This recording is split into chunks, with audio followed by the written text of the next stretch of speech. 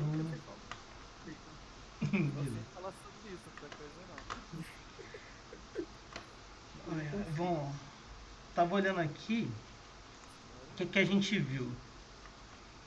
A gente viu um pouquinho sobre como funciona a otimização, vocês estão lembrados? Mais ou menos? Sim. Mais ou menos. Que é aquele negócio que, no geral, deixa eu pegar aqui e eu vou colar no caderno. Se eu quiser saber uma aproximação para o meu mínimo, com o método de Newton, eu posso fazer como o atual menos a...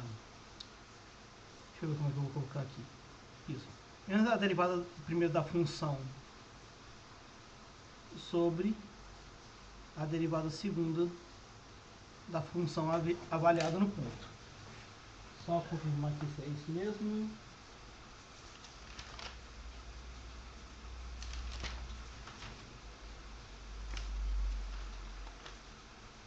Isso. Exatamente. Beleza? Que isso aqui é um jeito de atualizar de quanto que eu tenho que melhorar esse meu passo aqui. Beleza? Beleza. Preciso rever depois do que foi falado, mas a noção geral eu lembro. Isso, a noção é que assim, você tem um chute atual, você mexe nele um pouquinho para chegar num chute melhorado. É isso. Aí seria o mínimo, que seria a derivada na qual... derivada zero, né? Que para de ter inclinação, você para cima ou para baixo. Isso, exatamente. Porque esse algoritmo aqui ele só otimiza, ele não distingue se é um mínimo ou se é um máximo. E ele tem esse problema. Mas esse F2 não é derivado da segunda, não? Isso daqui é derivado F2. segundo. Isso aqui é derivado segundo. Derivada da primeira, derivada da segunda? Isso. Mas então, em tese, ele leva em conta o que é máximo e o que é mínimo, não? Não, porque é aquela coisa. Se eu tiver essa função aqui, eu tiver um pouquinho pra cá, ele vai me jogar pra cá. Mas se eu tiver um pouquinho mais pra cima, ele me joga pra esse ponto. A gente viu isso naquele exemplo de programação com o x ao cubo. Quer que abre de novo? Seria bom dar uma relembrada, que eu não lembro muita coisa não, só lembro os conceitos. Beleza. E o outro caso é que a gente tem também... Essa seta em cima que você coloca é de vetor também? É de vetor. Essa seta em cima pra indicar que é um vetor.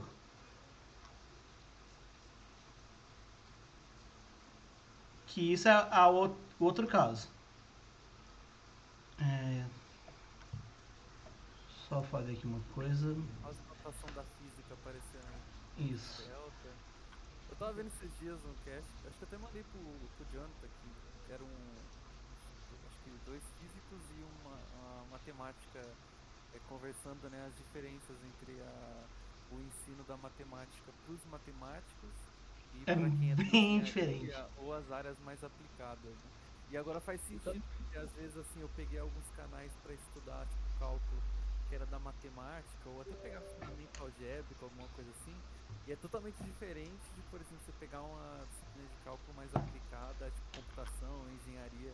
Enquanto você vê um canal, os caras, ó, você quer fazer uma derivada de polinômio, você desce o expoente, fica n, né, nx elevado a N menos 1, isso. Aí, beleza, você fala, nossa, que fácil. Aí você vai ver o matemático, aí, não, então, a gente vai derivar, a gente vai deduzir tudo isso aqui.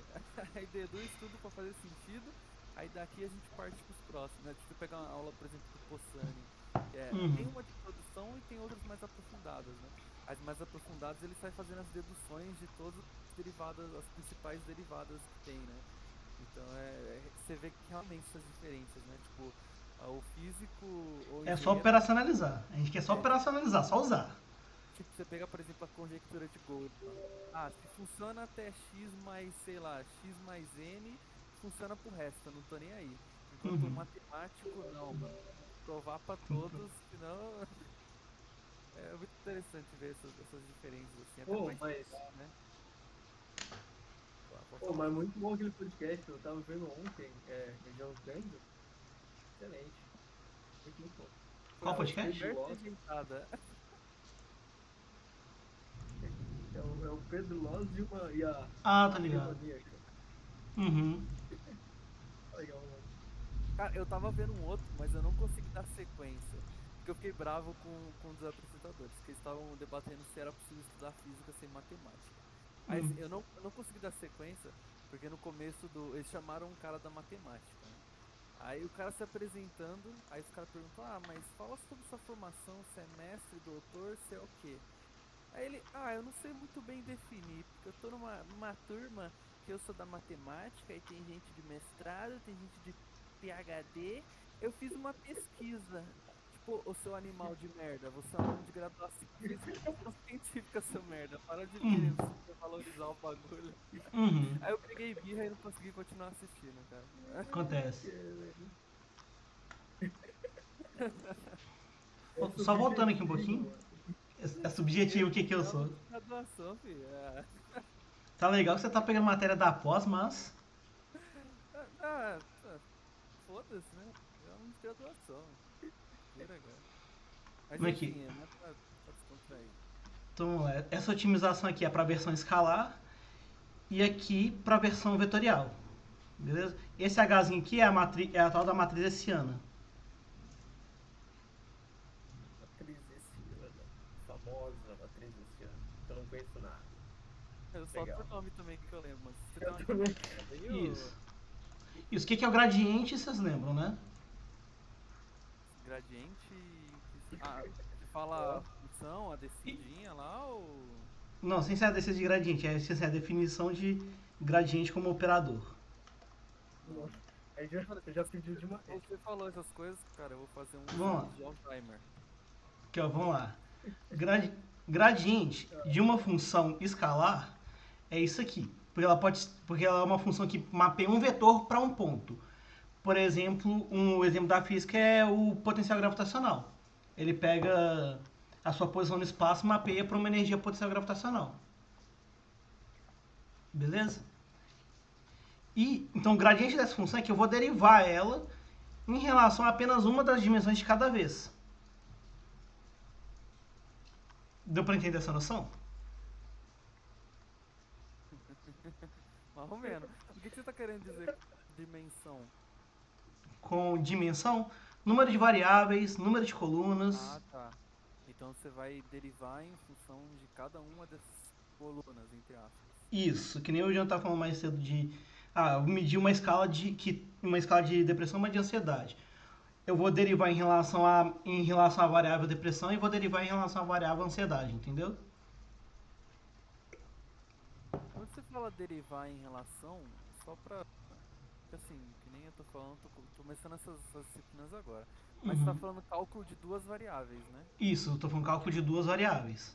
Porque assim, eu já fui introduzido, por exemplo, assim, cálculo de uma variável. Então quando você fala Isso. assim, derivar em relação a outra, pra mim ainda é meio árido. Isso, aqui vamos supor que tem uma coisa assim, tipo assim, a função dodói da cabeça é igual a escala de é igual a depressão mais ansiedade, entendeu? Uhum. E nesse caso, depressão e ansiedade são variáveis, são vetores, são variáveis independentes. Quando eu digo independente é que depressão não depende de ansiedade e ansiedade não depende de depressão, entendeu? A gente sabe que assim, só abstrai isso, por favor. Mutuamente excludentes. Isso, são mutuamente excludentes, então cada uma delas ocupa uma dimensão, como se cada uma delas fosse uns eixos aqui do gráfico XY. Isso. Pode não ser ortogonal, não tem problema, mas quando é ortogonal é mais legal. É mais fácil de interpretar as coisas. Aí, se for essa derivada parcial, que é feita com esse símbolo aqui del, que é meio que um del contrário, dessa função nossa. Eita, não sei como que ele criou esse negócio ali. Aí criou. Então, se eu faço um df em relação à depressão, isso vai ser 1, porque é o coeficiente que está me explicando d, certo? Mais 0, porque essa variável, em relação à depressão, ela é vista como uma constante. é que elas são independentes. E a mesma coisa, DF em relação a DA. 0, porque para ansiedade, depressão é visto como uma constante. Mas a ansiedade varia com 1. Então, o gradiente do meu f vira um vetor 1, 1, que é o resultado dessas operações aqui. Beleza? Aí, tipo, quando você fala derivar uma em função da outra, é igual aquele gráfico que você fez ali, né? Você plota as duas variáveis Isso, aí, por exemplo, duas dimensões. aí no caso seria na verdade um gráfico 3D, que aí teria as duas dimensões e ou um mapa de cor ou uma superfície. Aí um exemplo bom tá aqui. Tá vendo aqui? Aqui eu tenho um 2D aqui na direita, em que o quão preto é o quão menores valores pequenos, branco é valores grandes, entendeu? É só ver uma coisa aqui.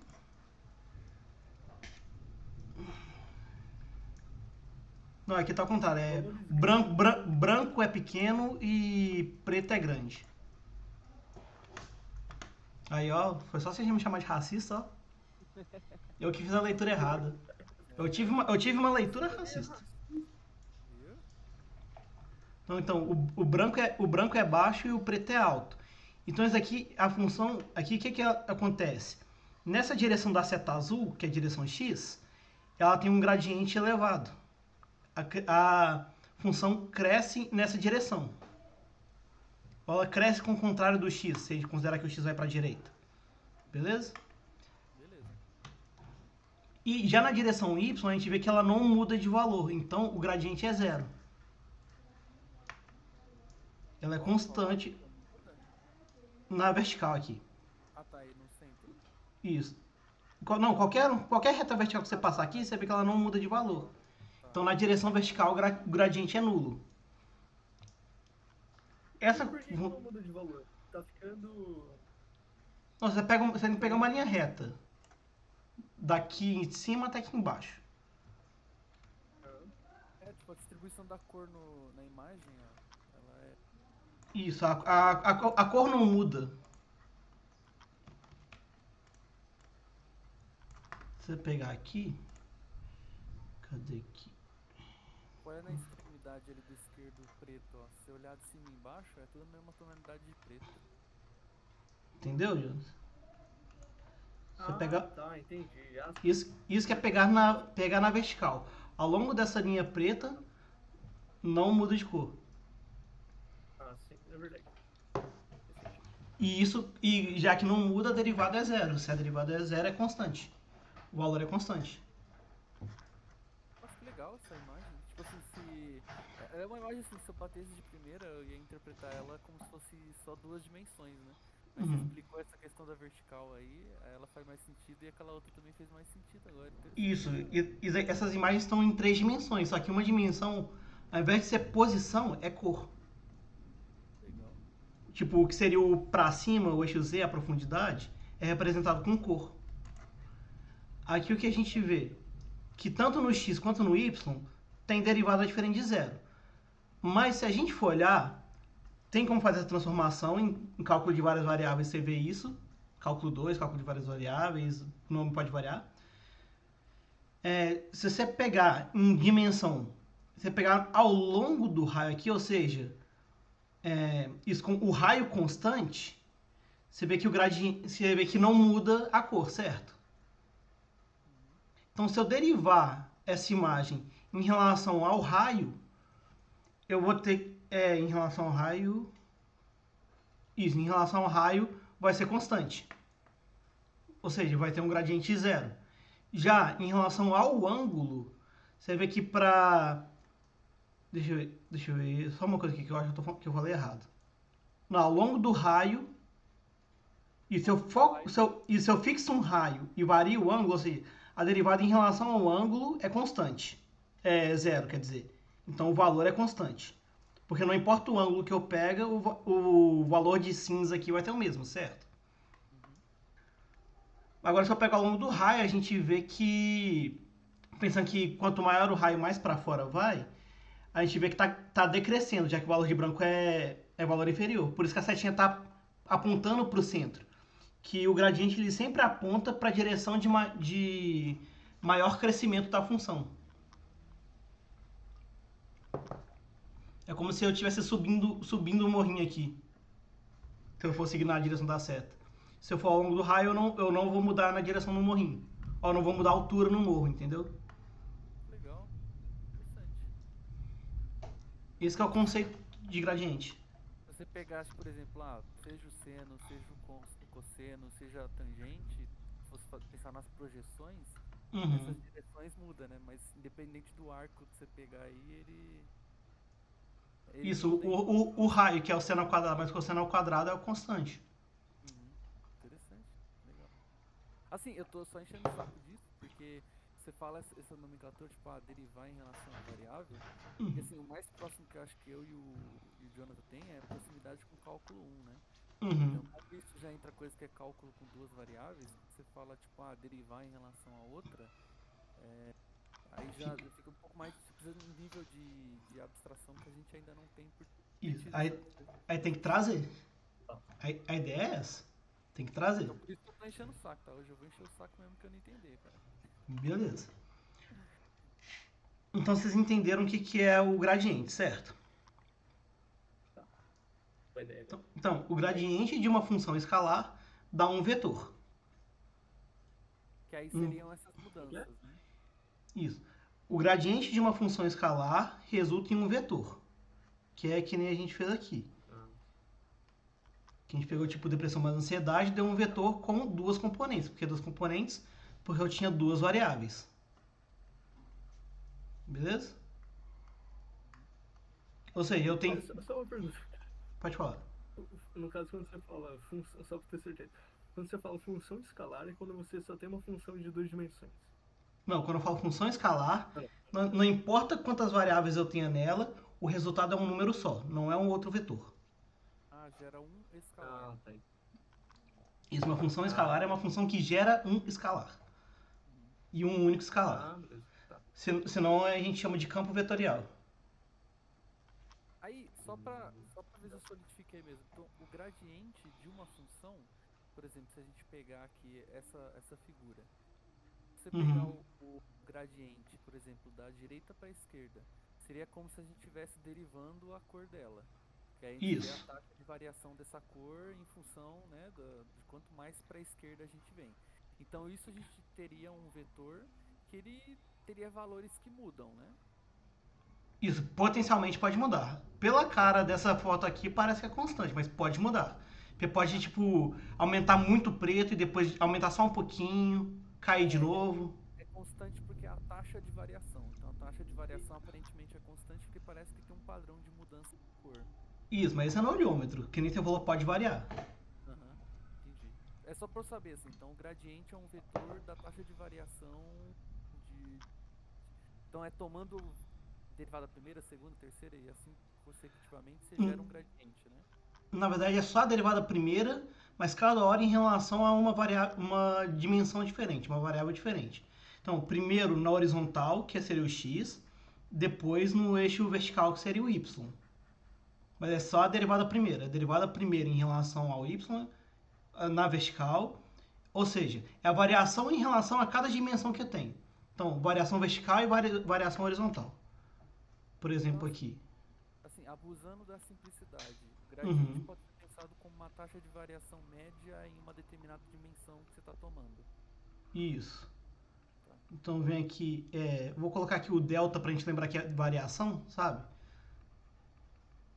Dir 1, delta, dir 2, delta, dir 3. 2, 3 são dimensões, né? Isso. Porque aqui eu estou dando a direção e cada dimensão caracteriza uma direção. Isso. Então você não tem um gradiente para cada dimensão. Então, gradiente é tendo todas as dimensões, porque você gerou um vetor aí. Isso, gradiente é esse vetor, essa seta. E por isso que é 3 dimensões que você fala? Que dá 3 dimensões Essa, foto que você tá falando? essa foto aqui dá 2, porque ela é uma função de 2 dimensões. Só para explicar isso, que às vezes buga a cabeça mesmo.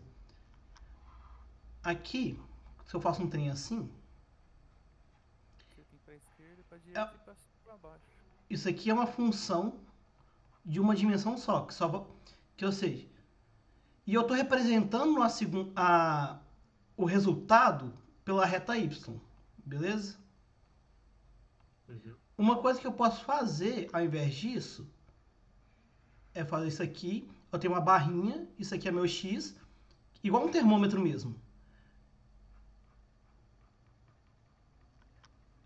Aí eu vou colorindo mais conforme eu vou chegando mais para a ponta, entendeu? Aqui também é uma função de uma dimensão só. Só que eu estou representando o resultado com a cor.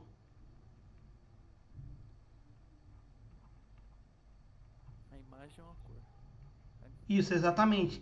Literalmente, a imagem, o conjunto imagem é representado com cor ou a imagem é representada com uma posição no eixo Y. Outro mapeia para o conjunto real, outro mapeia para uma dimensão de cor. É que também vai ser também o número real, mas enfim. Isso que vai ser um número real. Já que a escala de cinza ainda é um número real. Mas Agora, só para abusar dos conceitos que a gente não, tem que ser. Quanto mais a gente zoar, melhor fica. familiarizar com a linguagem mesmo. Uhum. Só matemática é isso. Isso. Agora, aqui eu tenho 2 dimensões. Vou até colocar x1, x2, x1, que são minhas variáveis de entrada. Aí eu posso ou colorir isso aqui para fazer o meu f de x1, x2, ou, já que a gente ainda consegue abstrair, fazer uns desenhos bonitinhos. Deixa eu ver se vai. Nossa, que feio. Peraí que tá muito feio. Não gostei não. Essa escala de gradiente de cor é a função em si. A escala de gradiente de cor, não.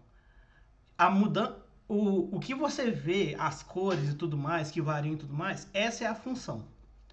Como que essas cores variam em relação a cada direção, isso é o gradiente. É só porque quando a gente falou o gradiente de cor, faz sentido falar que isso é a função. Porque é o que a gente está enxergando, a gente acostuma a chamar isso de gradiente de cor. Mas não, já que o gradiente da cor já estou fazendo alguma operação, entendeu? Por isso que eu me incomodo de, nesse papo que a gente está tendo hoje, falar que é a mesma coisa. Opa, x1, x2. E aqui na vertical eu represento o meu f de x1, x2. Que eu represento uma superfície, entendeu? Aqui eu teria que colorir aqui. Aquela vertical ali poderia ser uma combinação linear simples, né? Tipo, a f x1, x2 ser igual a x1 vezes uma constante mais x2 mais outra constante, vezes outra constante, né? Isso, aí dá um plano. Só pra ficar mais simples o possível, sabe? Isso, aí vira um plano. Aqui a gente veria uma coisa parecida com essa imagem aqui, que é um plano inclinado.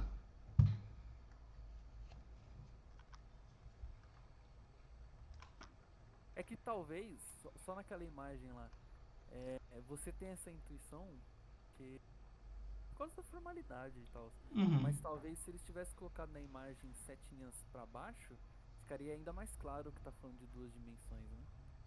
Isso, colocar tipo uma imagem com a outra componente, né? Isso, tipo, tem as setinhas apontando pra esquerda, mas se também tivesse a setinha apontando pra baixo, sabe? Aí Isso. ficaria bem mais claro. O que eu acho que pode ferrar quando você colocar isso é que você colocaria que o gradiente, que a componente do gradiente para baixo é não zero, entendeu? Aí tem que fazer uma outra figura, tipo com vermelho que é zero. Aí uma escala, né? A seta indica o valor da derivada, né? Isso. Por isso que, assim, por isso que o gradiente vira um vetor. Todo vetor é uma seta. Legal. Aí tem o outro, a outra parte que, quando a gente está estudando no cálculo 1, a gente tem que a derivada primeira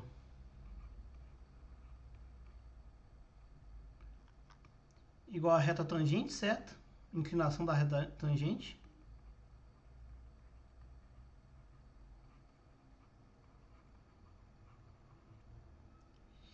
E a derivada segunda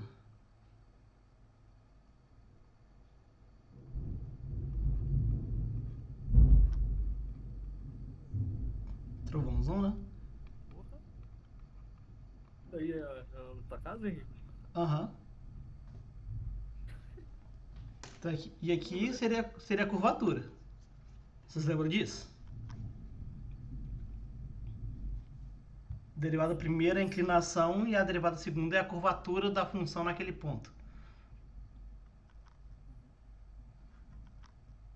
Beleza. Aí,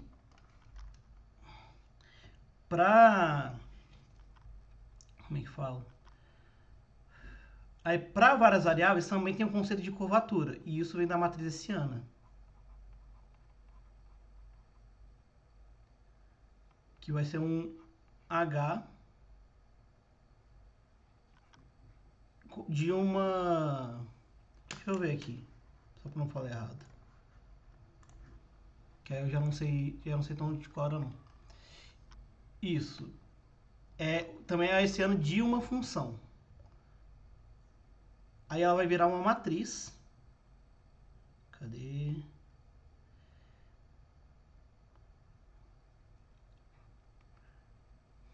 Deixa eu apagar isso aqui que tá feio. Vou pegar uma água rapidão, já vou. Beleza, enquanto isso eu vou escrevendo aqui. Cara, mas agora, só com essas coisas assim que a gente tava vendo assim, pra arredondar as questões, né? Tentar pular um pouco do cálculo 1 pro cálculo 2, de cálculo com uma variável para mais, já faz muito mais sentido para principalmente encaixar isso na questão da otimização do ajuste dos modelos, né, lineares. Uhum. Legal. Vou falar aqui de duas dimensões. Agora sim eu tô animado, entendeu? Entendi. Bom saber. Ainda mais que agora que eu tô pegando mais pra estudar cálculo, então agora sim as coisas estão fazendo bem mais sentido pra mim. Mas foi custoso, eu tive que revisar muita coisa primeiro. Mas faz parte. Mas o payoff tá grande pelo menos, né? Tô entendendo algumas coisas, então me deixa mais contente.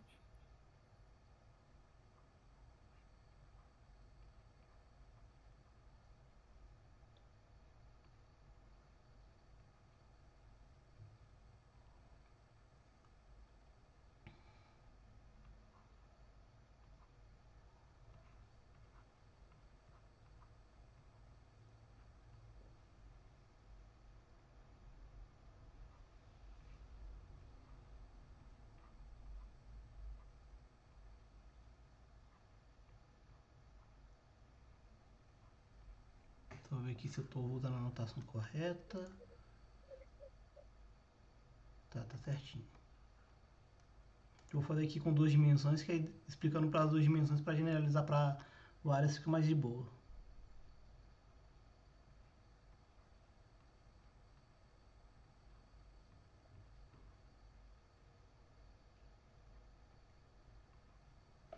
Beleza.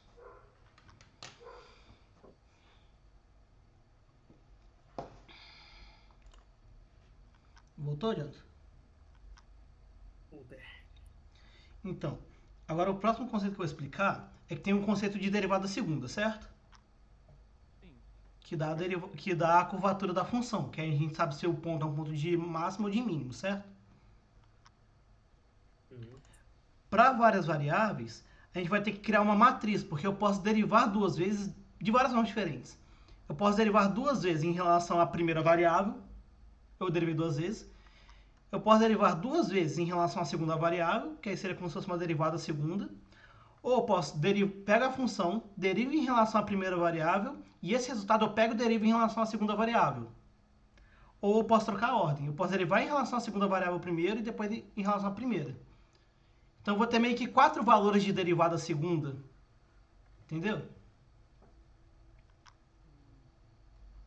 Fez sentido? Então, Só se muda eu, se ela em Eu relação daria. a ela, se ela em relação a outra, ou mudando a ordem, né? isso. Porque tem a ver com quantas vezes você vai derivar e em qual ordem. Aqui é, é sempre em relação à primeira, então, então é 2 vezes em relação à primeira variável. Fala aí, Jonathan. Na diagonal é a segunda em relação. Ah, não, porque ele tá diferente. Né? Não, mas Ah, esse primeiro elemento é. faltou um. Ah, não, o ao quadrado tá ali, só que tá debaixo do F, aí ficou ruim de ver. Aqui, ó. Pode falar, Jonathan. Ah, tá.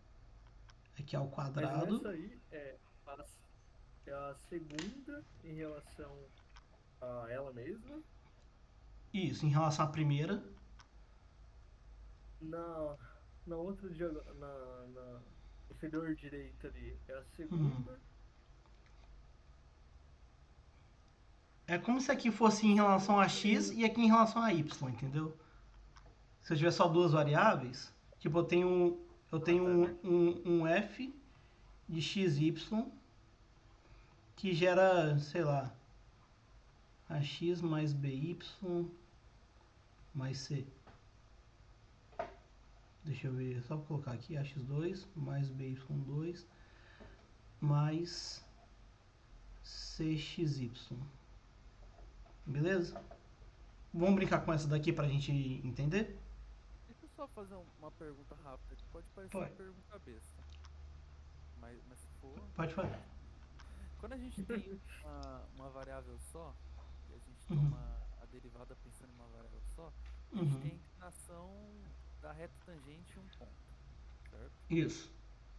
Quando a gente está trabalhando aí o cálculo com duas variáveis, aí a Uhum. noção muda porque a gente passa para um plano, né? Que nem você mostrou lá. Isso. Aí a gente está interessado na inclinação, ainda trabalha o conceito da reta tangente, mas aí Sim, passa. o conceito da retangente é a direção de maior crescimento. Aí, tipo, você trabalhando com a reta tangente ao ponto na dimensão, é isso? Isso, exatamente. Você tem um plano e acha um vetor que tangencia esse plano. É bem louco mesmo. Tipo, se você tem uma, se você tem uma casa que tem um telhadinho assim, que é uma hipérbole. Curvinho? Aham. Aí você coloca um pilar embaixo dele para segurar esse telhado. Seria meio Uhum. que uma reta tangente, aí o ponto ficando no centro do telhado, né? Isso meio que assim, esse pilar seria uma reta tangente a esse plano, né? Vamos supor. Sim. Sim, só que agora eu tô tentando pensar. É, porque aí nesse pedaço você tem aqui o telhadinho visto de lado. Que assim, o telhado, vamos supor que ele é assim, né? O que você quer dizer? Tipo, tem a casinha e esse é o nosso telhadinho. Esse é É, brabo nos desenhos. aí você colocou um pilar aqui, né? Só que eu pensei no meu pilar deitado, Ah, tá. sabe? Você colocou Passando da frente para trás. Isso. isso. Exatamente, porque Fazer aqui, diferente. aqui você vai ter que inclinar. Tipo assim, não tem direção de maior crescimento. Que qualquer direção aqui ele continua constante nesse pedaço. Então seria um ponto de gradiente nulo aqui. Você colocaria o seu pilar num ponto de gradiente nulo, que é um ponto de máximo. Entendi. Não, eu só Seria. tava querendo passar, assim, dessa noção de com uma variável para mais de uma, sabe? Uhum. Seria Mas isso. peraí, olha só. Pode falar, Diogo. Mas no exemplo do telhado ali, pra dar esse ponto que tangencia o telhado, no caso tinha que ser uma reta que passasse na horizontal, isso? Pra tocar em um só ponto do telhado? Isso Sim, em vez de fazer ele. é que tipo assim, deixa eu pensar aqui. Que é o seguinte, quando você tem, eu não sei se está certa essa analogia, tá? Mas eu vou tentar. Quando você tem uma curva de uma função, sabe? Só fazer aqui o desenho tosco. Isso. Cacete.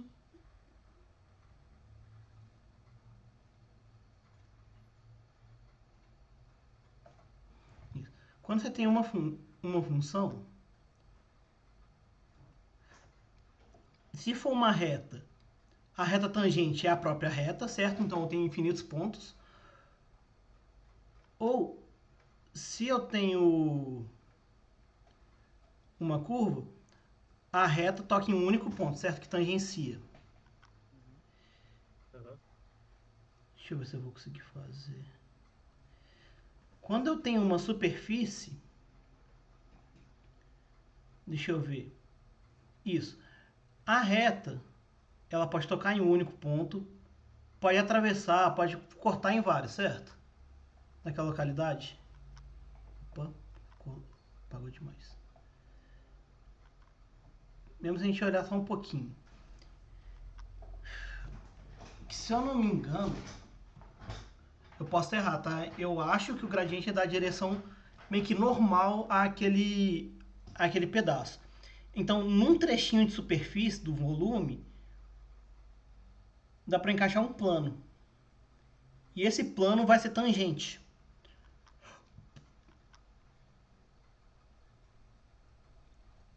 O plano que corresponde ao gradiente. Beleza? Deixa eu botar mais para cá a folhinha de papel.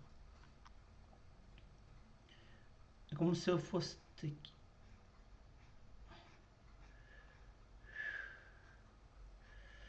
Aqui é como se eu fosse ter um plano aqui. Uma coisa que vocês vão ver depois é que um plano ele pode ser descrito por um vetor que é perpendicular ao plano, se eu não me engano das condições do gradiente. E isso dá a direção. E aqui eu vou ter que o plano vai encostar na superfície em tipo, ou fazendo uma reta, ou ir no máximo um ponto. Que é tipo quando você tenta colocar uma folha de papel em cima de uma bola, ou sua mão retinha encostar numa bola. Ele pega ou numa Um área ponto. ou num ponto específico. Isso, se aquela região for um plano, o plano todo vai ter interseção, senão vai ser uma reta, por aí vai. Agora eu não lembro certinho qual que era a interpretação para várias variáveis, foi mal. Mas se não me engano vai ser isso, vai ser o plano que faz, que tangencia aquela região, Tá, beleza. Aí você em vai vez de ser tomar a alguma reta. medida, aí você vai tomar alguma medida desse plano e isso vai ser Isso, a derivada, né? isso, que aí você tem a direção que é dado por ser perpendicular a esse plano, que aí o próprio gradiente já dá, e a magnitude dele tem relação com a área que essas direções formam. Tem a ver com quão rápido cresce. Beleza. Era mais Isso. só pra transpor a noção, sabe? Da reta tangente pra quando você tem mais dimensões. Mas beleza, pra mim pelo menos deu pra dar uma luz. Beleza. Pra você, Jonathan, deu? Foi. Fraquinho, mas foi. Demorou. É uma vela, mas deu. Eu também só quis uma fagulha só pra quando eu ver cálculo 2 e tal, falar, entendi. Cálculo 2, 3, falar, tá, eu já vi isso e agora Já vi faz isso em algum lugar e fazia sentido. É, porque, por exemplo, para estudar cálculo 1 agora, eu já vi várias vezes essa mesma definição de derivada para fazer sentido. Então, a mesma coisa vai ser com essas com mais variáveis. Aí agora, só para fazer aqui, a gente vai descobrir a S-ana, que seria como se fosse a curvatura dessa função aqui, beleza? Usando esse conceito de derivada parcial. Então, primeira coisa, qual que é a derivada em relação a x dessa função? Então, o primeiro ali tem o x ao quadrado, certo? Então, 2ax, certo? Aqui esse termo tem x multiplicando? Não. Não, Não então exato aí... valor de x, né? Isso, porque a outra variável a gente considera ela como uma constante. E aqui tem o x multiplicando, não tem? Tem. O que está multiplicando o x? O c. Ah, não. O 1 também, né? E o y, cy. É. Isso, então essa é a derivada parcial em relação a x. Agora a derivada parcial em relação a... Pera aí. Agora, deixa eu ver. Eu vou fazer aqui a derivada parcial em relação a y. Mesma coisa. Primeiro termo não tem y, então é zero. Segundo termo, 2by, certo? E o último termo, cx, que está multiplicando y, certo? Então, calma aí. Só uma pausa rápida só pra cair. Aí eu consigo acompanhar. Quando você fala assim em derivar tipo, a função em relação a x ou a y, basicamente o que você está fazendo é só derivando o que tem x e o que não tem x é zero, e depois Isso. só derivando o que tem y. Isso. Intuitivamente, graficamente, mais do que intuitivamente, é como se eu tivesse essa curva aqui, e vamos supor que essa daqui é a direção x, beleza? E essa daqui é a direção y. E tem uma escala de cores, não tem? Que para poder dar a cor de o quão alto, o quão alto tá. Então é como se eu pegasse minha função e pegasse só essa direção aqui e olhasse quanto que variou. Então, concorda que se eu pegar isso aqui e botar num gráfico novo, não vai aparecer isso aqui? X, um f de x e o y num certo ponto? Então, ou seja, você meio que volta para a derivada de uma dimensão só. Só que o y você botou ele como uma constante. Você fixou o valor do y. E você faz isso para vários y, porque pode depender. Que é que nem o nosso caso aqui. Nosso caso não só depende de x, depende de y também. Ou, tipo, saindo um pouco da cor. Uhum. Você pega uma bolinha e escorrega naquela curva, aquela bolinha ali. Se ela não for para a esquerda ou para a direita, então a derivada seria zero, aí você só olharia a derivada em y. Isso, exatamente. Você rola ali, não acelerou? Enfim, não tem derivada ali não. Legal, beleza. Beleza aí, Jonathan, também? Ainda tem. Por isso que eu quis até mudar o exemplo pra bolinha, Boa. pra ver se melhora. Isso. Essa é uma coisa. A conta aqui fez sentido? Vai, pra mim faz. Faz? Pra Com mim fez. certeza. Não, essa derivada de polinômio você já sabe, Jonathan. É, derivar polinômio, Não, você pega o expoente e subtrai o expoente em 1, mano. A fórmula geral. Não, então o de ax quadrado deu pra acompanhar porque eu lembro dessa regrinha quando eu vi o Possani explicar. Mas eu não Isso. peguei derivada especificamente. Mas Ah, tá. eu Não, tenho- mas aqui só precisa de polinômio. Só precisa dessa regra. Tá. Assim, só pra eu, assim, que sou um pouco mais devagar, entendi, eu vou tentar dar uma explicação pro Jonathan. Talvez de uma forma assim, simples, assim, talvez. Por exemplo, aí, vamos supor, a gente pensou naquele exemplo ali, tá vendo essa função aqui, e pensa naquele gráfico que o Henrique fez, como se fosse a escala de cor, né? O que a gente está vendo ali basicamente é se mudou e em qual direção mudou, né? Então, por exemplo, ali quando a gente derivou a de x e y em relação a x, a gente está pensando se mudou alguma coisa na inclinação em relação a x e y, né? Aí a gente viu que, por exemplo, como em y não mudou, então é zero. Como mudou em x, aí a gente deriva, né? Não sei, acho que talvez eu não consiga dar a Isso. explicação simples que estava na minha cabeça. Mas tô entendendo. Tá. Esse é o objetivo então. Beleza. Isso. É só pra gente montar a matriz esse ano uma vez na vida, entendeu? Beleza, agora continuando aqui. Agora a gente vai derivar. A gente já não derivou uma vez em relação a x? Então a gente vai derivar de novo, entendeu? Tá. Que aí é essa anotaçãozinha aqui. Você tá pegando o resultado de x e derivando esse resultado. Isso. Aí, ou seja, aqui tem x, certo? O que está multiplicando? Fica 2a. 2a. CY tem x? Não. Então é zero aqui. Vou fazer a mesma coisa aqui na direita. Vou fazer diferente. Vamos ver se vai dar certo.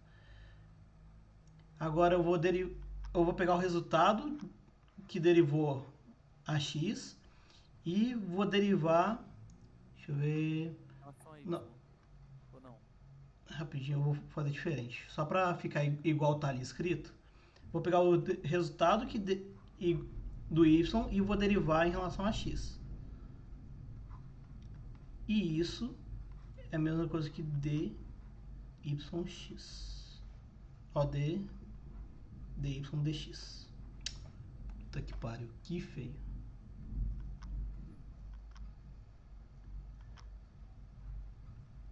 Isso. E ao quadrado aqui, porque tem 2 vezes o operador. Beleza? Aí vamos ver, então o resultado de y deu esse aqui, 2by mais cx, certo? Eu estou derivando isso em relação a... Tá derivando em relação a x, né? Isso. Então esse termo aqui... Não tem x é 0. O único que tem x é o c, então vai ficar c, 0 mais c. Isso. O outro.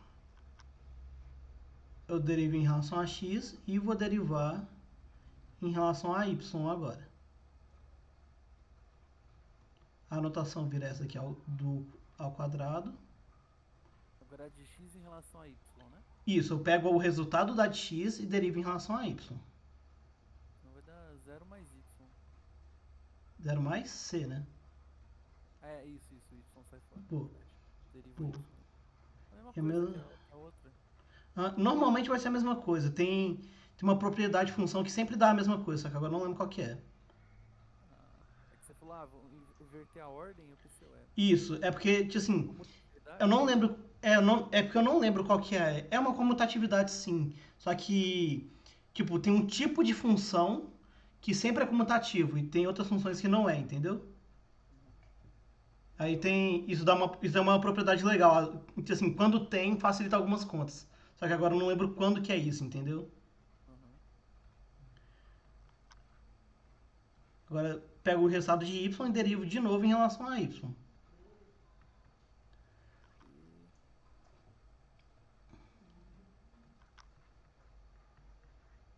E 2b mais 0, né? a derivada primeira de y, né?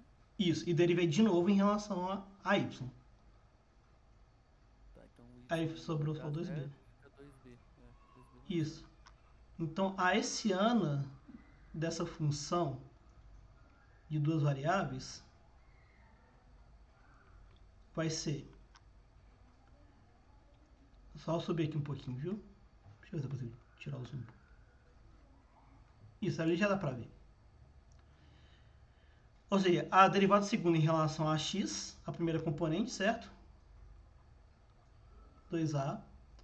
Depois, se eu desço uma linha, eu troco a primeira variável. Então, derivada segunda, a derivada primeira, ó, que saco. Derivada em relação ao y, derivando depois em relação a x. Isso deu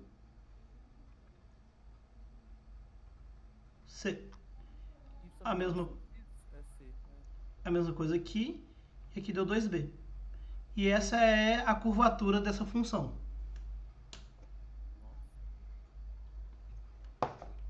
Aí o determinante dessa matriz diz se a curvatura é para cima ou para baixo. Se é um ponto de máximo ou de mínimo, quando o gradiente for nulo. Deu para sentir o que é uma hessiana?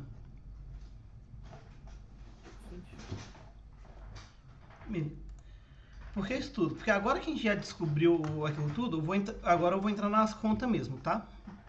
Do códigozinho. Cadê aqui o livro? Está aqui. É disso que sai os coeficientes da regressão? Sim.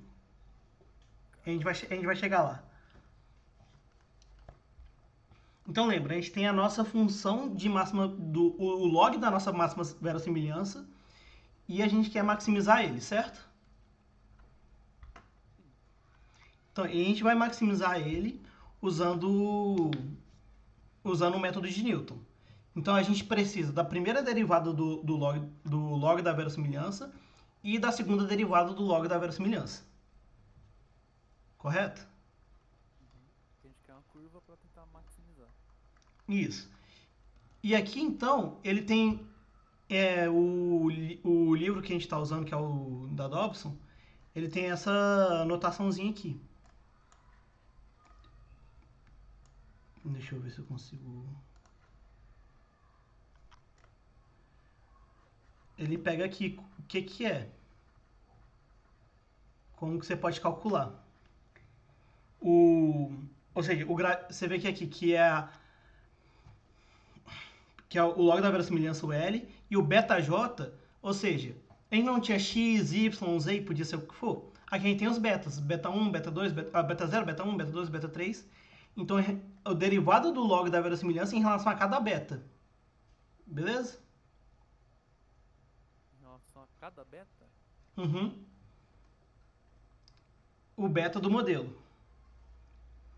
Mas Porque aí, aquela coisa, eu quero achar os parâmetros do meu modelo que vão maximizar a verossimilhança. mas aí a gente tá ainda naquela questão de derivada, né? A derivada do... Não, aqui a gente já está na derivada parcial. Então, mas ainda é a noção da derivada. Quando você fala assim, o log o log Isso é uma função. É uma função qualquer. É a função que a gente quer otimizar. Tá. Deu para entender? Desculpa, eu te cortei, mas é só porque fiquei afobado para explicar isso. Porque assim, aqui chama de Lzinho e é longo, fala log da verossimilhança. Mas é aquilo que a gente quer otimizar. E aquilo que a gente quer otimizar é uma função dos parâmetros. Então a gente tem que derivar aquilo que a gente quer otimizar em relação aos parâmetros. Então, é isso que eu perguntei. Então, você vai derivar o log da verossimilhança em relação a cada um dos betas, que é basicamente o que a gente fez anteriormente, gerou a matriz hessiana, mas agora você vai fazer para o log da verossimilhança em relação a cada um dos betas obtidos da equação, né? E aí Isso. você maximiza essa função. Isso, exatamente. E como que a gente calcula isso? O J, tá vendo que tem esse LI aqui? Esse I é de cada observação que eu tenho. Cada sujeito. Isso, cada sujeito. Aí aqui, por regra da cadeia, não sei se vocês já viram. Ainda não. Viu? Regra da cadeia é uma técnica de derivada. Só imagina que é o seguinte. Chuveirinho? Não Não é o chuveirinho, não, né? não chuveirinho não. Se eu for simplificar, se eu simplifico essas frações aqui, você concorda que eu volto para a derivada que eu já tinha? Pelos cortes que você fez aí, aparentemente sim. Isso. E isso é válido, entendeu? De fazer. Eu tô acreditando, tá? Corta. Isso, corta, tá valendo. Tome. Isso. Tchau. Tchau. Aí vamos lembrar que quando a gente tinha a nossa função da família exponencial, a nossa distribuição da família exponencial, ela tinha um parâmetro θ dela, certo? E esse θ é ligado à média que a gente a média que a gente quer conseguir a partir dos parâmetros, a partir da função de ligação. Vocês lembram disso? Sinceramente. Viu? Só voltando. Quando a gente volta... Vamos lá. Fala adiante. Deixa eu catar aqui. Não, eu falei também não. Ah, tá. Vamos lá. Cara, eu tô impressionado, cara, que tá conseguindo te acompanhar hoje em tudo que você tá falando, mano. Isso, tá vendo? Não sei se eu tô me enganando, mas eu tô conseguindo acompanhar em tudo. Tá.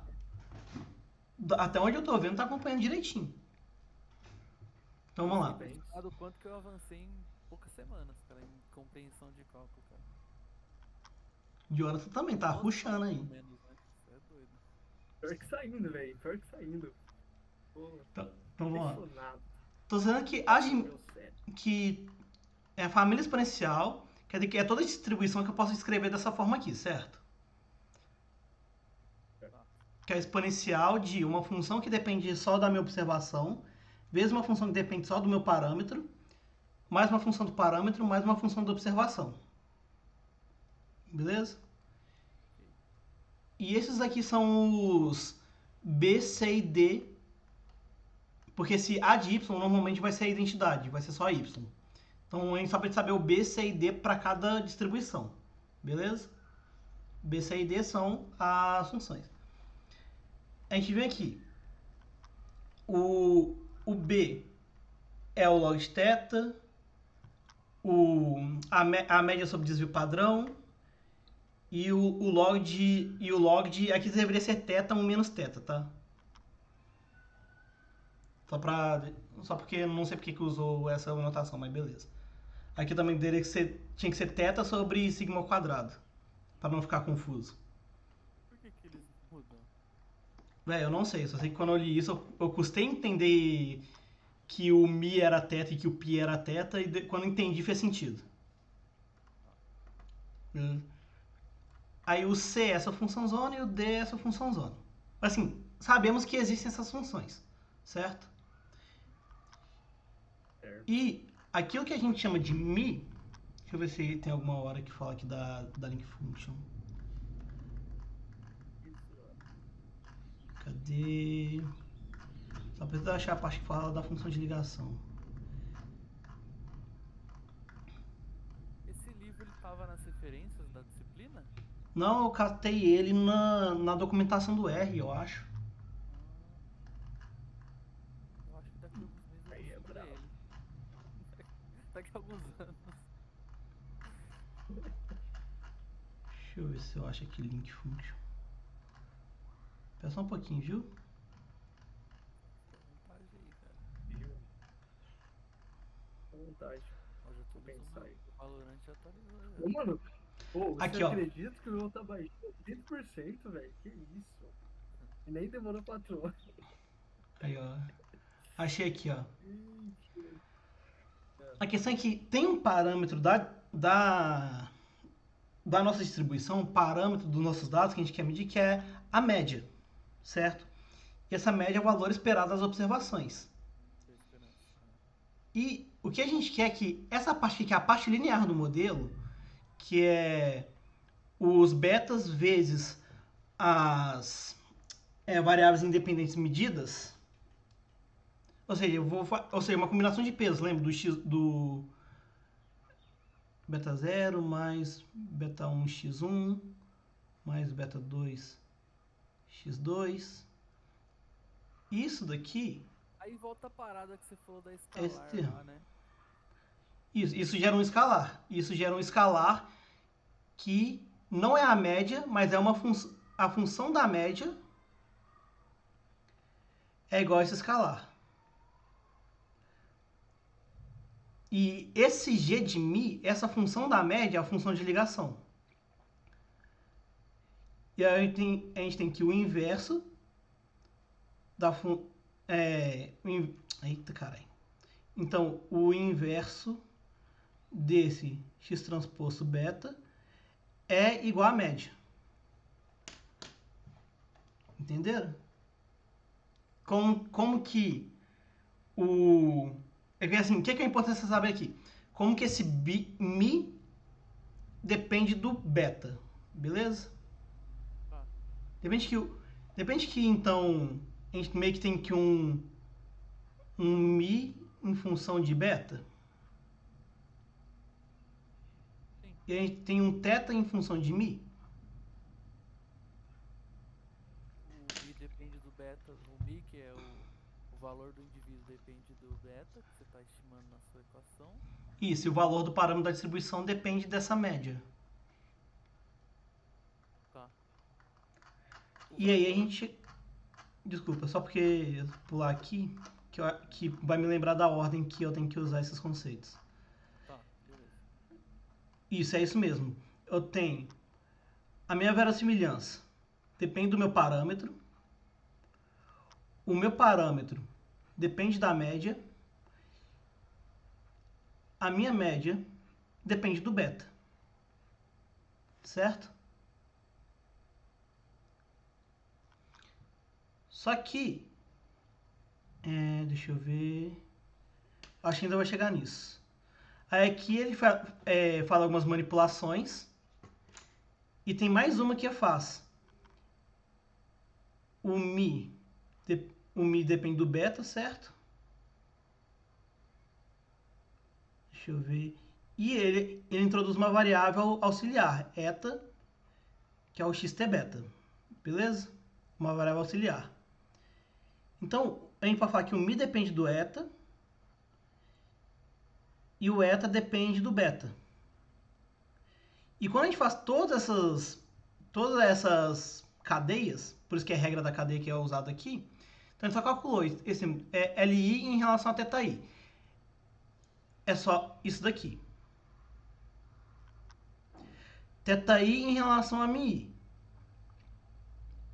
Vem aqui, achou o inverso disso, que é o mi em relação ao θ. Mas então é só colocar dividindo, certo? E falta esse último termo, para a gente ter a multiplicação completa, que aí fez essa regra da cadeia e chegou nesse termo, porque como o eta é uma função linear de beta, sobra só as observações. Só o xi. Só o valor medido de cada observação, quer dizer, desculpa. Beleza? Aí no final, o que sobra? Então, resolvendo aquilo tudo e reescrevendo um pouquinho, repara que esse beta-linha vai cortar com esse beta-linha aqui dividindo. Beleza? Aqui eu tô assumindo, mas... Isso. Porque eu tenho que pegar esse termo aqui. Deixa eu... Vou dar uma apagada aqui, beleza? Caramba, apagou o livro. Cara, pra vocês verem, eu custei a entender esses negócios, mano. Então vamos lá. Repara que eu tenho que ter esse termo multiplicado pelo inverso desse termo. Então se a gente pega aqui, essa derivada do b aqui vai cortar. Certo? E vai ficar esse termo, y observação menos a média dividido pela variância, que é esse termo que está aqui. Vezes esse termo que sobrou no final. Tem aqui então os valores x e j e a derivada parcial do mi em relação a eta. Que aí isso vai depender das funções de ligação. Beleza? Essa 4.17 é a 4.14 sobre a 4.15. Essa última equação. Não, O resultado dessas duas. é porque esse daqui tá mais atrás, entendeu? 17. Isso, assim, vamos lá. Essa é a 4.17 e essa é a 4.18. Para sair da 4.17 até a 4.18, eu preciso desses passos que ela explica usando coisas de trás do livro. Então, assim, para entender isso aqui, tem que ler o capítulo... Quais que são? Assim, o 2, o 3 e o 4. Só deixar aqui pra mim, porque senão eu esqueço. Peraí. Beleza. Então, tem aqui uma das equações que eu preciso que é para montar o J. Por que eu quero montar o J? Porque no fim das contas, o que eu quero chegar é nisso daqui. Que os meus betas novos... Aqui.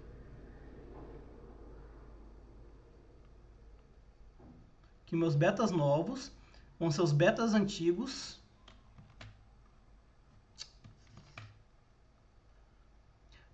mais essa função aqui, que é o equivalente da hessiana, que está dividindo o meu vetor de gradiente, que é chamado de score, beleza? Então vamos lá. Então a primeira parte foi, que é isso aqui que está no código. Aí o J, em um momento atrás do livro, ela prova que o valor esperado dos gradientes componente a componente dessa matriz de informação J, que é igual à derivada segunda. Deixa eu ver se eu acho aqui em cima. Ela provando isso. que assim, hoje acaba sendo um pouquinho mais mostração e menos deduções do que eu gostaria, pra ser sincero. Aqui, ó. Aqui tem Precisaria de mais alguma base pra fazer tudo isso daí. Isso. Aí, tanto aqui falou, a derivada do log da verossimilhança da SU, que tem esse formato. O valor esperado do U é 0. E a matriz de informação de U, que é chamada de J, tem esse formato aqui. Com essa variância e tudo mais. E de forma mais interessante, a matriz de informação, que é a variância, ela é o valor esperado da derivada de uma derivada. Ou seja, ela tem relação, ou seja, o valor esperado disso, que é a derivada segunda que a gente quer, é igual a J. E é isso que a gente vai usar aqui. A explicação tá ruim, mas é mais para tipo, mostrar de onde que sai o componente de gradiente e o componente de curvatura. É isso que eu... Nada e a gente achar estranho, tá? Isso. Porque assim, até eu entender o que era o que. E uma coisa interessante, observa que no cálculo dos scores, que é esse U de J, aparece a observação, que é aqui onde os dados entram para poder estimar. A importância de ter os dados. E aqui ele tem esse J, esqueci o nome, essa matriz de informação, que está aqui, como que a gente pode calcular ela de uma forma bem fácil. Ela vai ser uma matriz diagonal, ou vai ser matriz diagonal não, vai ser a nossa matriz matriz de regressores, matriz de dados, ou seja, sem ter as variáveis observadas, sem ter a variável dependente. Daqui é a matriz de variável independente vezes ela mesma, ou seja, como se fosse o quadrado da matriz de variáveis independentes. Só que ponderado por essa matriz W, que ela tem esse formato aqui, que é a variância das observações, e isso depende de cada... Como é que fala, gente? Qual distribuição que você escolheu, isso aqui. E isso aqui que vai depender da sua função de ligação. Qual que vai ser o formato desse mi em relação a eta. Que é aquela coisa que eu coloquei que... Deixa eu ver se tá aqui em cima ainda. Eu só apaguei. O Mi depende do eta, essas sequências que você colocou, acho que você apagou. Eu apaguei, É porque o mi é uma função de eta, entendeu? Ah, lembrei, eu acho que... Lembrei, Isso, lembrei. É que a função de ligação...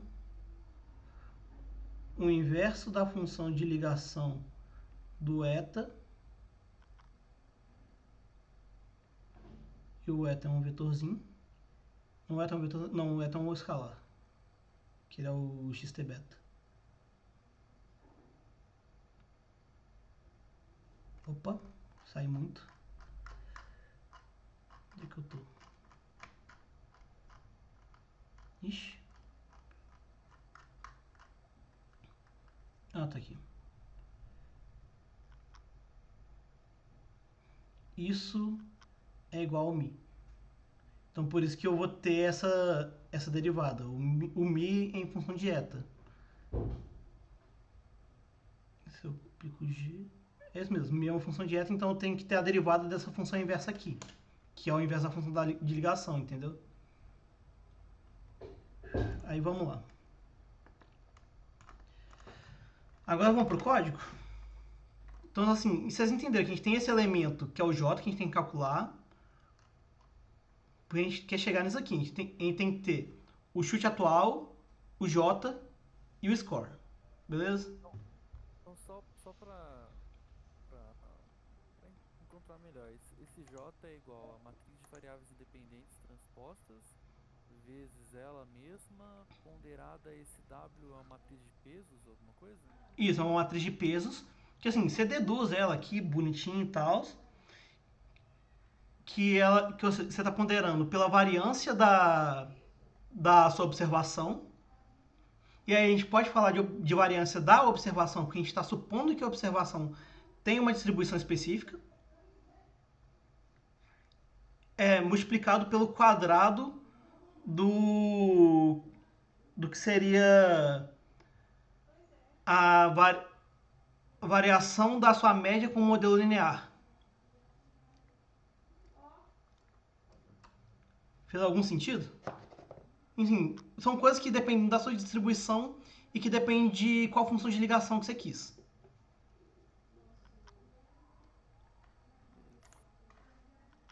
E agora vamos para a parte do código, que é isso aqui.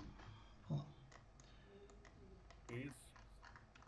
Tá aqui o meu GLM, eu recebo o vetor de observações variável dependente, ou seja, o vetor de dados registrado.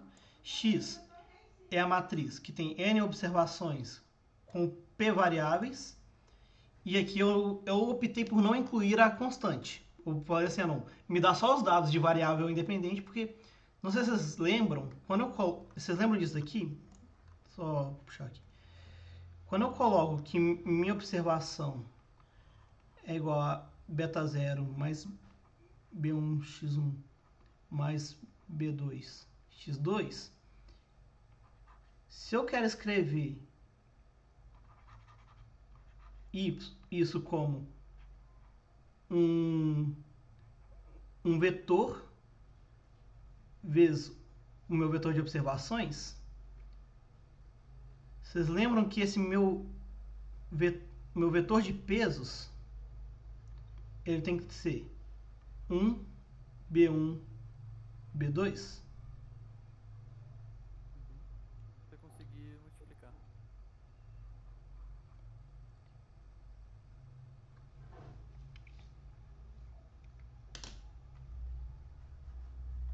Beleza. Ele vai ter dimensão BN1, né? Pra poder multiplicar um N. Ah, não, desculpa. O B é isso. Desculpa, errei. O meu X que eu tenho que montar diferente. O X que tem que ser 1, x1, x2. Agora sim. Ah, tá. Pra poder... Esquecer a primeira que é a constante. Isso. Então, por isso. Então, quando eu fiz a minha função, eu mandei passar só esses dois aqui. Mas eu mandei passar a matriz de dados no formato que a gente está acostumado. Tipo assim, se aqui é VD, eu tenho VI1, VI2. Vocês veem que aqui está por linha, né? Então eu peço para passar por coluna. E aí vai colocando tudo. E dentro do código eu adiciono uma coluna de uns. Para poder ser o do beta 0. Beleza? Quando você transpor isso aí, vai ter aquele formato ali. Vai passar por um vetor coluna, né? Então, beleza. O nome da distribuição, aqui eu só implementei 3 delas. O nome da função de ligação. A tolerância, que é o que eu coloquei para parar de otimizar. E o máximo de iterações para, tipo assim, se você não chegou num máximo até agora, pode parar. Beleza? Uhum. Aí aqui embaixo, a gente tem aquilo. Que o beta novo é o beta anterior, mais o inverso de J multiplicado por U. Certo? Que é esse trechinho aqui. Só que eu tenho que montar o meu J e meu U, não é? Então, vou mostrar como que eu montei o U aqui. Primeira coisa. Eu registro aqui qual que é o meu chute anterior, já que é um loop. E eu faço aquele meu eta. Vocês lembram que parece um Nzinho? Sim, lembro do eta. Isso, que é vai ser nada mais do que o x multiplicado por beta. Beleza? E o x naquele formatinho. Então a primeira coisa aqui, ó, eu tenho que calcular aquele mi e a derivada do mi em relação ao eta, certo? Por quê? Porque eu tenho aqui o mi em relação ao eta, eu tenho essa derivada que eu preciso para calcular o j e eu preciso dela para calcular o u. E eu tenho que calcular o próprio mi para eu poder calcular o u, certo? Só? Sim. Beleza. Beleza. Então tá aqui. Pro caso da função de ligação identidade, o mi é o próprio eta e a derivada é uma constante, certo? Se a função de ligação é log, o mi, qual que é a função inversa do log? Exponencial. De eta. E qual que é a derivada da exponencial? Ela mesma. Que é a propriedade da função exponencial. Próximo. A função logit. O mi dá esse 1 sobre 1 mais valor ou mais exponencial de menos eta. E aí daqui eu resolvi no braço mesmo. Fiz a derivada, conferi com o Wolfram Alpha e cheguei nessa expressão aqui. Beleza? Então reparem que tanto o mi quanto o dmi, repare uma coisa. Eles têm um subscrito i aqui, certo? Ou seja, eu tenho que fazer isso para cada observação. Para cada sujeito. Por isso que quando eu calculo o eta desse jeito, só está embutido que foi cada linha vezes cada coluna. Cada linha vezes cada coluna. Cada linha é um sujeito, a coluna é o vetor de parâmetro. Beleza? Então tudo isso aqui gerou vetores. Com o tamanho igual ao número de sujeitos. Beleza? Aí que eu fiz um negócio só porque estava dando pau no meu código. Tive que fazer. Aí vamos lá. Então aqui a gente calculou o mi e o dmi. Então dá para calcular essa diferença aqui e tudo mais. O que falta? Falta a gente calcular essa variância. Deixa eu ver o que mais. Isso, falta a gente calcular essa variância agora, beleza? Beleza. E, que nem, o mi e o dmi dependia da função de ligação, certo? E a variância, ela depende da distribuição. Então tá aqui, ó, eu faço os ifs em relação à distribuição. Aí aqui tem uma coisa bem legal, que na distribuição normal, a variância é só uma coisa legal. Porque para calcular a variância aqui de cada um, você poderia ir na tabela e achar a variância direto. Mas também, outra coisa que dá pra fazer, que é o que eu fiz por curiosidade, porque eu não tinha tanta certeza que ia dar certo, que aqui em cima, deixa eu ver se eu acho, eles colocam que a variância do y é igual a essa expressão toda aqui, certo? Que depende ou seja, que depende daquelas funções b, c e d de cada distribuição, certo? Eu calculei isso daqui na mão. Eu calculei aqui no caderninho, deixa eu ver se tem aqui. Não sei se vai aparecer na câmera, né? Deixa eu ver. Tipo assim, eu calculei pra ver se ia dar mesmo e deu tudo bonitão, mano. É legal de ver quando você vê dando certo, sabe? Pra vocês terem ideia aqui, ó. Eu peguei, anotei as funções de ligação, os negócios tudo inverso, bonitinho. Aí isso aqui vocês não estão vendo não, só vai ver quem tá no vídeo. Pai. Então, assim, só pra uma pausa rápida, Uhum. não sei com relação ao Jonathan, mas chegou um ponto assim que eu meio que dei uma desligada. Mas assim, quando a gente escolhe a distribuição de probabilidade, a gente tá mudando dois pontos, que é como estima o mi e como estima a variância, né? E aí... Na verdade, a gente tá mudando só como a gente estima a variância, porque o mi ele depende só da função de ligação, se eu não me engano. Ah, que você mostrou, né? Que entra o eta, que entra Isso. uma transposta dos x's. Então a gente está mudando só a maneira que estima a variância quando a gente seleciona e customiza a distribuição de probabilidade do modelo. Isso, e a função de ligação a gente tá trocando. Porque assim, todo modelo generalizado, ele se baseia na média do seu modelo. E o jeito de calcular a média, então se você vê aqui o Mi, em quase todos é a mesma coisa. Deixa eu ver aqui o Mi. Ah não, o Mi ele varia um pouquinho. Tipo assim, deixa eu ver. Porque o Mi é uma função do eta. E se o eta é a mesma coisa, o Mi ele vai te dar como que você interpreta aquela transformação do eta, que é uma média. Então, quando você escolhe a função de ligação, você tá escolhendo, por exemplo, das três que a gente colocou aqui, normal,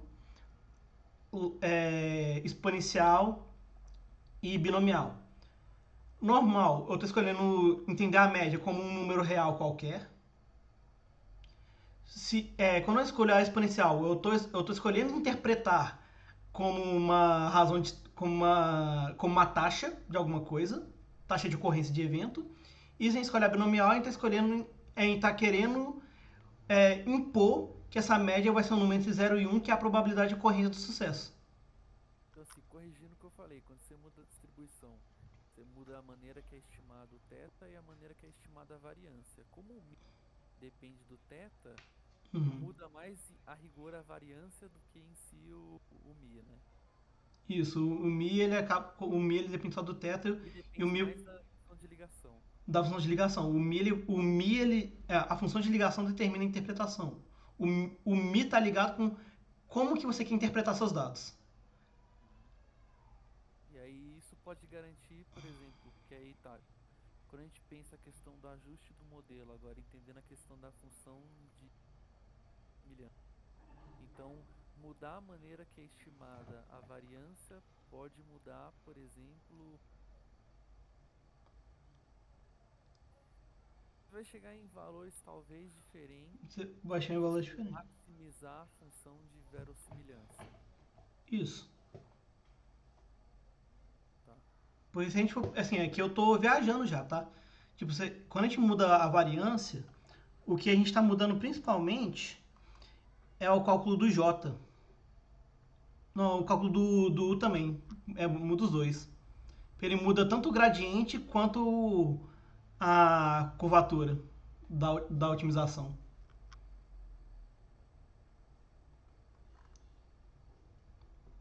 Não consigo interpretar tanto para mais não, do que um resultado que vai maximizar.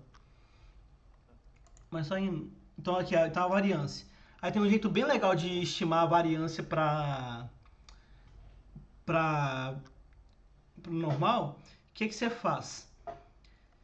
Você pega suas observações, subtrai o modelo que você já ajustou para elas. É como se você fosse pegar os resíduos, sabe? A variância dos resíduos é a variância do modelo. Só que os resíduos têm que ser ajustados de acordo com o seu modelo. Não pode ser só tipo menos a média, tem que ser menos o plano que você ajustou. E em vez de você colocar por n-1, você tem que ir por n menos p-1, um negócio assim. Enfim, essa forma eu sei que está certa aqui, do jeito que eu defini o p. Mas depende do número de betas que você está botando pro seu modelo também. Tem a variância, no caso da poação, da própria média. E a variância, no caso da binomial, a probabilidade de acerto vezes 1 menos a probabilidade de acerto. Ou seja, a probabilidade de acerto vezes de fracasso. E aqui eu tenho, então, o meu vetor de variâncias. Aí, a partir daí, eu fiz um for para montar o meu vetor de score, que é aquele U que ele tem componentes de acordo com... Deixa eu ver uma coisa aqui. Isso. Deixa eu ver aqui. Isso.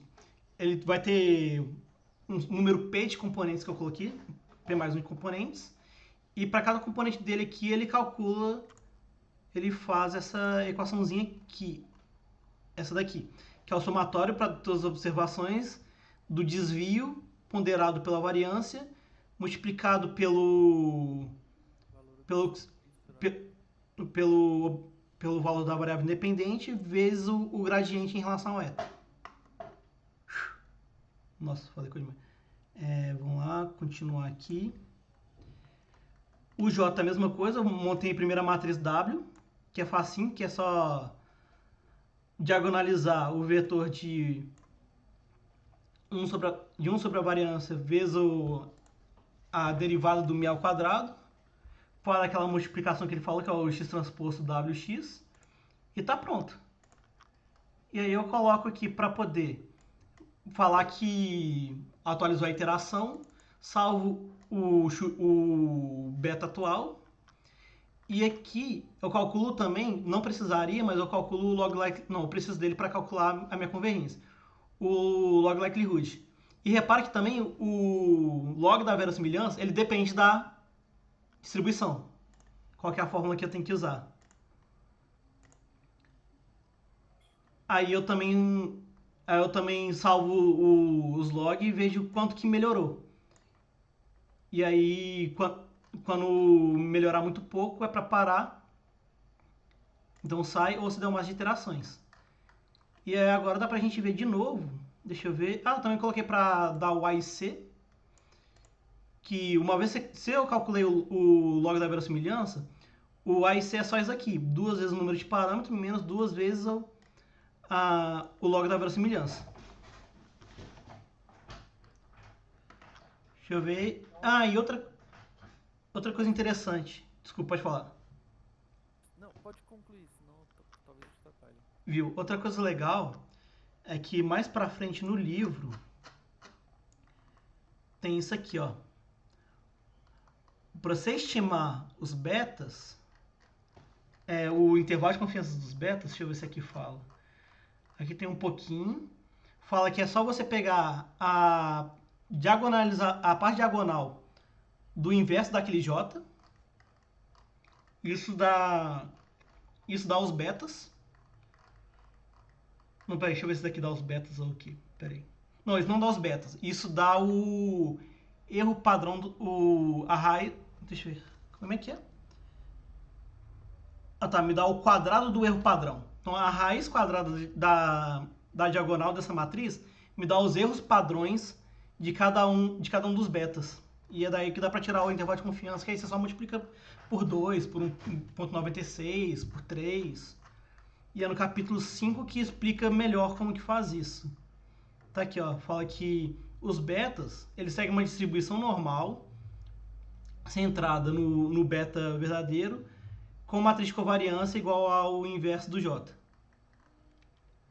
E aí aqui, deixa eu ver se mais pra frente fala. Isso, aí eu tive que vir aqui no capítulo 5 para bicar mais um pouquinho dessa parte, que é o porquê que existe esse pedaço aqui do código. O erro padrão é a raiz quadrada da diagonal do J invertido, que eu sou o VJ dá o inverso do J. Aí eu faço que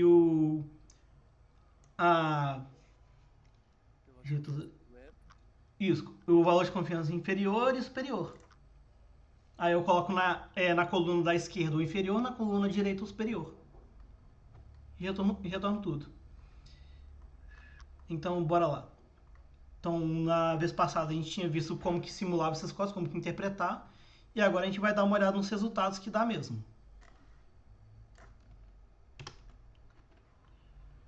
Isso. Então, vamos lá. Esse primeiro aqui gerou dados de... Deixa eu ver... Eu lembrei. Perda de pelo por conta de raiva. Né? Então, por padrão, eu coloquei que é para perder 30 gramas de pelo e que tem Deixa eu ver... Ah, não, isso aqui, ó. Isso, perde em média 30 pelos e para cada nível de raiva aumenta em 50 gramas, que é como se fosse o beta 0 e o beta 1. Beleza? Ai, que aconteceu? Do nada. Então, bom.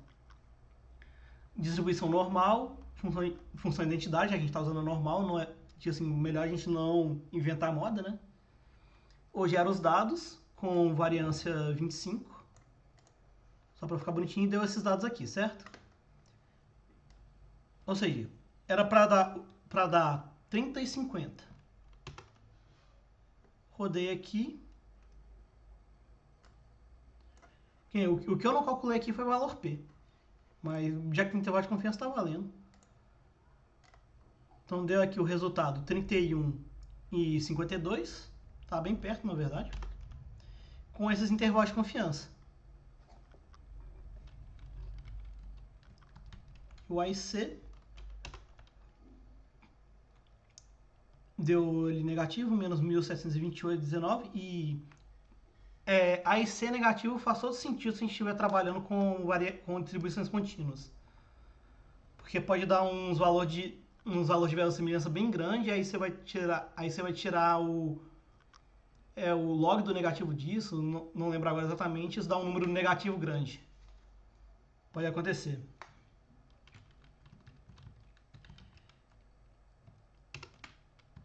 Que uma coisa que legal também dá pra fazer, eu coloquei para plotar a evolução do log da verossimilhança. O interessante dá pra ver que foi com 3 iterações já convergiu. Tipo, é um método bem eficiente. O que custa nele é quando você coloca muitas variáveis, que aí calcular o inverso de matriz é foda, sabe? Calcular o inverso do J, isso pesa. Vamos pro próximo exemplo? Ou vocês querem brincar um pouquinho com os valores desses aqui, vendo? Mano, eu tô só acompanhar, cara. Já tô bem cansado. Beleza. Aqui é a mesma coisa, só pra... Assim, aqui agora é só pra ver que, assim, deu certo, entendeu? Tá. Porque, assim, pra você tá bastante familiarizado, então você tá na passadura. Como a gente tá pegando e entendendo, o nosso expediente cognitivo acho que é o dobro, triplo, 10 vezes mais que o seu. Entendi. Então, só vamos lá. Aqui, ó, nesse caso, é binomial. O beta 0 é 0, quer dizer que é cara ou coroa, 50-50, da cantada do Jonathan funcional ou não. É da cantada do Jonathan. Okay. Ou log de 2, que aí... Porque o... Como é que era, gente? O XP beta é a razão de chance, certo? Então, XP de log de 2 dá 2. Aí dobra o número de chances. Vamos ver o que o modelo estima. Estimou ali o beta 0 como 1,5. Deixa eu ver se eu tenho... Ah, não, esse aqui é o XP... Não, esse aqui é o XP beta, não o próprio beta. O beta mesmo deu 0 e 0.693. O modelo estimou que o Jonathan é mais bonito do que você estimou, cara. Isso, exatamente. E assim, a cantada estimou bonitinho. Mas a beleza base deu uma considerada. O modelo melhorou um pouco. Ah, mas englobou um. Pegou certinho o modelo. Aí 625. E o log a gente vê também com o quê? Com 4, 5 iterações ele resolveu. Vamos ver aqui. E o último exemplo que é o número de pistoladas que o professor dá em aula. Ou seja, ele de base, ele dá 4 pistoladas por aula cada vez que ele erra alguma coisa, acontece alguma coisa, aumenta em 1.5 a chance dele pistolar. A taxa de pistolada. Demorou? Beleza. Cavalo. Que aí a gente teve aqui aulas que não deram pistolada, aulas que deram pistolada. Então assim, aumentou um pouquinho. Não dá pra perceber exatamente quanto, mas vamos lá. Vamos ver aqui. O beta e o confinite. Vamos lá. Estimou que era 3.8 a pistolada média e era 1.55, até que foi da hora, hein? E os intervalos de confiança pegou bonitinho.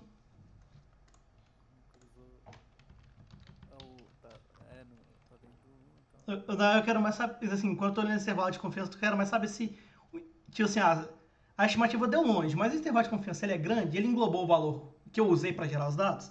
O legal de saber simular dado, eu acho que é isso, que Você sabe o que que era pra ser. Na vida real a gente nunca sabe, mas quando você simula, você gerou os dados. Então dá pra você saber se o código tá funcionando.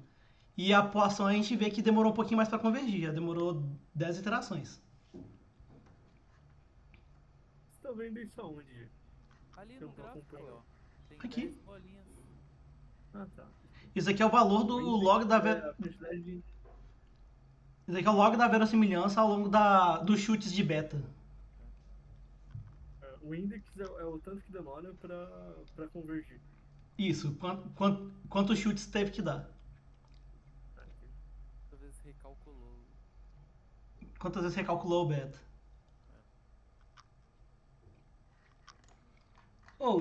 Então, o que eu queria mostrar era isso. Que esse trabalho de ler e tentar entender. Queria mostrar um pouco também, sabe, vocês gostaram também, essa coisa do... Como que é ler um livro e fazer isso virar um código. É muito louco. Louco mesmo. Puta merda. Mais pra frente. Pô, mas... Vou falar, Jonathan. Não, pode falar. Não é falar que quando eu tiver muito mais domínio de cálculo, eu vou encher meu GitHub com isso. Mas muito mais pra frente. Boa.